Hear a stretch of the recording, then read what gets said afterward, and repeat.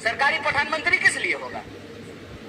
इस देश के नागरिकों को यह समझना पड़ेगा कि इस देश में कितनी बड़ी लूट चल रही है। अंबानी का एक दिन का जो इनकम है, एक दिन का बोल रहे हैं, एक दिन का, उसमें एक दिन के इनकम में 75 लाख, कितना? 75 लाख मनरेगा के मजदूरों को वेतन दिया जा सकता है। यह खेल हम नहीं समझेंगे। देश की आजादी को 75 साल हो गए हैं, 77वां स्वतंत्रता दिवस मनाया जा रहा है। ऐसा कैसे हो गया भाई कि 2-4 लोग बहुत अमीर हो गए और बाकी जो जनता थी वो जो है हर चीज के लिए तरसने लगी है? पहले क्या बोले थे? पहले बोले थे कि जब प्राइवेटाइजेशन होगा ना तो कंपटीशन होगा, इसीलिए कोऑपरेटिव को समाप्त कर दो। आप बहुत सौभाग्यशाली हैं पीएन पाटिल साहब कि आपका कोऑपरेटिव चल रहा है। क्यों? क्योंकि जय शाह का पप्पा कोऑपरेटिव मंत्री बना है। वो जिस चीज के मंत्री बनते हैं ना उसका बस जय श्री राम होता है। वो आजकल गृह मंत्री हैं। गृह मंत्री का काम है देश की कानून व्यवस्था को सुरक्षित रखना। मणिपुर में कानून व्यवस्था सुरक्षित था, आप लोगों ने देखा कि नहीं देखा? पुलिस थानों पे हमले हुए, हथियार लूट लिए गए, गोली लूट लिया गया, महिलाओं को निर्वस्त्र करके घुमाया गया। क्यों? क्योंकि गृह मंत्री जी अपनी ड्यूटी पे लगे हुए थे। प्रधानमंत्री 22-22 घंटा काम करते हैं, तब जाकर के देश की ये हालत पहुंची है कि इस देश में 5.5 लाख इंजीनियर हर साल पैदा होते हैं और 1.5 लाख लोगों को भी नौकरी नहीं मिलती है। इसीलिए मैं जो बोलता हूं तथ्य और प्रमाण के साथ बोलता हूं। मैं आपके सामने बोल रहा हूं। प्रधानमंत्री जी ने कहा कि 2022 तक सबको पक्का मकान मिल जाएगा। मिल गया कि नहीं मिल गया? नहीं मिला तो मतलब प्रधानमंत्री झूठ बोल रहे हैं क्या? या तो आप लोग झूठ बोल रहे हैं या प्रधानमंत्री झूठ बोल रहे हैं? कौन झूठ बोल रहा है? प्रधानमंत्री झूठ बोल रहा है। तो हम बोल सकते हैं ना कि भारत का प्रधानमंत्री झूठा है।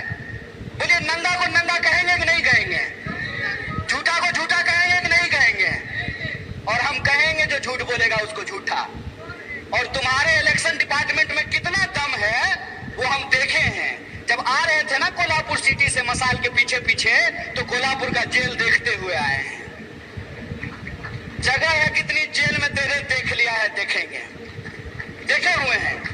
बोलेंगे झूठ, झूठा हो तुमने झूठ बोला है इस देश की जनता से। तुमने झूठ बोला कि हर साल 2 करोड़ नौकरी पैदा की जाएगी। तुमने झूठ बोला कि किसानों की आमदनी दोगुनी की जाएगी। तुमने झूठ बोला कि 2022 तक सबको पक्का मकान मिल जाएगा। तुमने झूठ बोला कि महंगाई को कम करेंगे। तुमने झूठ बोला कि महिलाओं के ऊपर अत्याचार को कम करेंगे। तुम इस देश की जनता से झूठ बोल रहे हो और तुम्हारी ताकत है झूठ बोलना। तो याद रखना कि तुम अगर झूठ के रास्ते पे चल सकते हो, फिर से इस देश को गुलाम बनाने की साजिश रच सकते हो।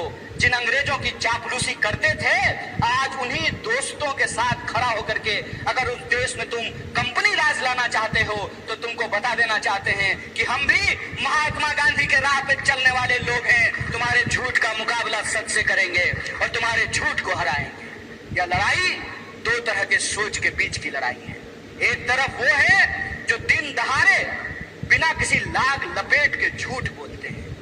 दूसरी तरफ हम तमाम लोगों को एकजुट होना पड़ेगा जो सच बोलते हैं। पहली लड़ाई है झूठ और सच की, दूसरी लड़ाई है डर और साहस की।